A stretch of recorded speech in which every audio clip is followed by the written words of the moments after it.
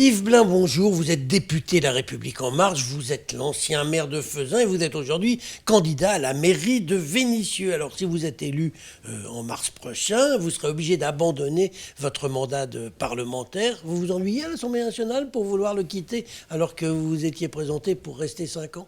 Pas du tout, Gérard. Bonjour. Bonjour. Bonne année.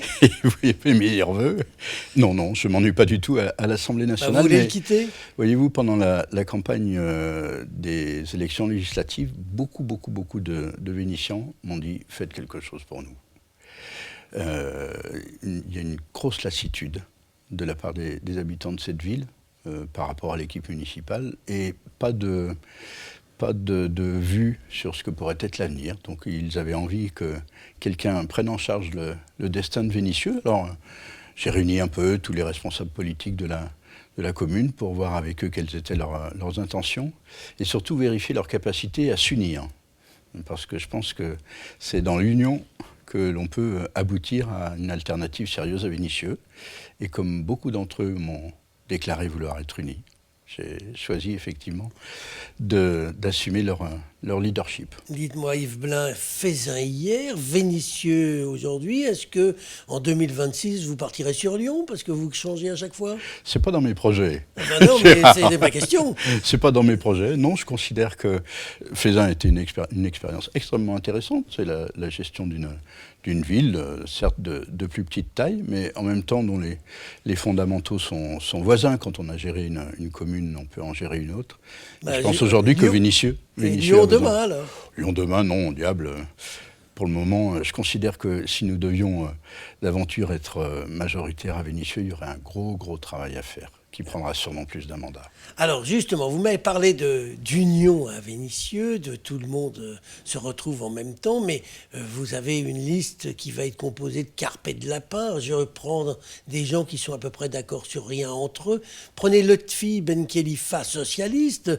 Il fait partie de ces gens qui sont anti-Macron, puisque le Parti socialiste est anti-Macron. Ça ne va pas vous poser un problème d'avoir des gens comme ça qui sont d'accord sur rien?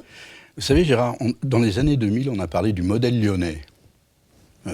Parce que Gérard Collomb avait réussi à faire des alliances assez exceptionnelles pour ça a fini par exploser, on le voit conquérir aujourd'hui. Lyon, 20 ans plus tard. Oui. Diable, dans 20 ans, on verra bien ce qu'il en adviendra.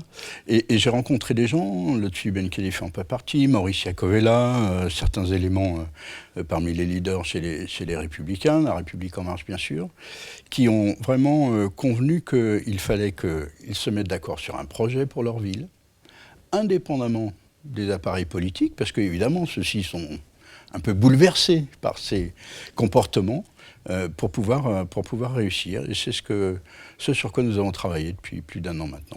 Alors vous venez de parler de programme en dehors de piquer son siège à Michel Picard, la maire communiste actuelle. C'est quoi les grandes lignes de votre programme? C'est répondre à ce que les habitants de Vénissieux attendent. C'est d'abord, Gérard, régler le problème de la tranquillité publique. Cette ville, vous l'avez vu, c'est à la fin de l'année, quoi. On commence. Moi, j'entendais pour la première fois des gens qui me disaient c'est les quartiers nord de Marseille.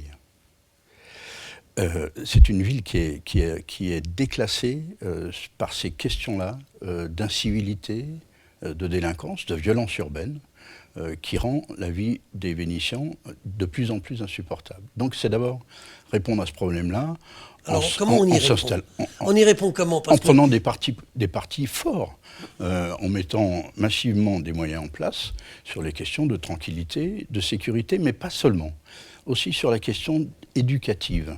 On a à Vénissieux une population très jeune, des familles qui sont attentives à l'avenir des enfants et qui aujourd'hui sont désemparées par ces sujets. Parce qu'elles craignent pour leurs gamins, elles sont ennuyées par la question de la qualité des activités scolaires, périscolaires.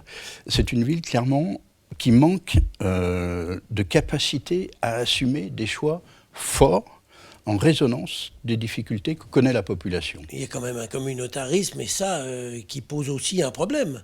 Comment vous allez y faire face? Je pense que c'est pas un problème, c'est érigé en problème. Je pense que c'est pas un problème. Il faut créer les conditions d'une bonne insertion des populations notamment la population musulmane, dans la société française. C'est tous un défi. C'est un défi qui repose d'abord sur l'éducation. Alors ça, c'est des grandes intentions, des belles intentions que tout le monde peut partager, mais quelles premières mesures on pourrait prendre pour faire avancer ce que vous voulez ? Il y a 2 mesures, Gérard, qui pour nous sont importantes. La première, c'est une augmentation très significative. On parle de doubler les effectifs de la police municipale. Aujourd'hui, Vénissieux a 30 policiers municipaux pour 65 000 habitants. Elle devrait en avoir au moins 60. Ce qui ne sera déjà pas beaucoup. Ce qui sera, je dirais, une remise à niveau, considérant que l'État lui-même a fait des efforts importants avec les zones de sécurité prioritaires, bref. Donc déjà, se mettre à ce niveau-là et parallèlement, comme je vous l'ai indiqué, faire un effort identique et à la même hauteur sur la question de l'éducation, c'est-à-dire le développement de toutes les activités qui entourent l'école et qui font qu'on remonte progressivement le niveau scolaire et la capacité d'intégration des enfants et des jeunes. Parce qu'évidemment, la jeunesse est un deuxième problème.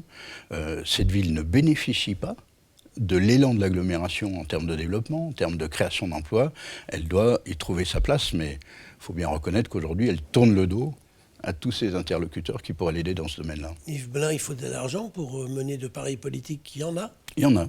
Il y en a. Il y en a. Il faudrait augmenter les impôts ? Non, il n'y a pas besoin d'augmenter les impôts. Nous proposons même de diminuer la taxe sur le foncier bâti, puisque c'est une des raisons qui font que les gens se détournent de Vénissieux ou quittent cette ville, parce qu'elle a une fiscalité exceptionnellement élevée. Donc il faut au contraire avoir une politique fiscale plus dynamique, au sens attractif du terme. Mais Vénissieux a les moyens, contrairement à ce qu'on dit. Moi, j'ai regardé l'historique des dotations, etc. C'est une ville qui n'est pas du tout sous-dotée en moyens. Avant de nous quitter, Yves Blin, 2 petites questions. La première, Collomb, Kimmelfeld se battent au niveau de la métropole. Vous soutenez lequel ? Je regarde leur programme. Bon, Comme je regarde j'imagine ceux des que vous l'avez candidats, regardé. Donc vous regardez le programme, vous l'avez regardé. Et pour vous le moment, soutenez ma lequel ? religion n'est pas faite. Ah ouais, mais votre parti soutient, a investi Collomb. Vous pourriez ne pas suivre ce que veut votre parti ? Vous savez, La République En Marche dans l'agglomération lyonnaise a des destins qui sont extrêmement divers, comme d'autres partis d'ailleurs. On voit bien que les élections municipales, d'une certaine façon, sont le ressac des élections présidentielles et tout le monde a bien du mal à s'y retrouver. Dernière question, là, d'actualité nationale. On a la grève qui dure depuis plus d'1 mois autour de la réforme des retraites. Qu'est-ce que le gouvernement doit faire pour sortir de cette crise ? Écoutez, moi j'ai entendu hier les leaders de la CFDT dire on reste attaché au système par répartition, nous aussi. On reste attaché à un système universel, nous aussi. Ils proposent de convoquer une conférence nationale pour parler, mettre sur la table la question du financement. Je trouve que c'est une initiative qui pourrait être intéressante. Donc il faudrait que le gouvernement réponde à cette initiative. C'est ça votre proposition aujourd'hui ? En tout cas, ça me semblerait bienvenu. Eh bien, on va en rester là pour aujourd'hui. Yves Blin, je vous remercie. Merci Gérard.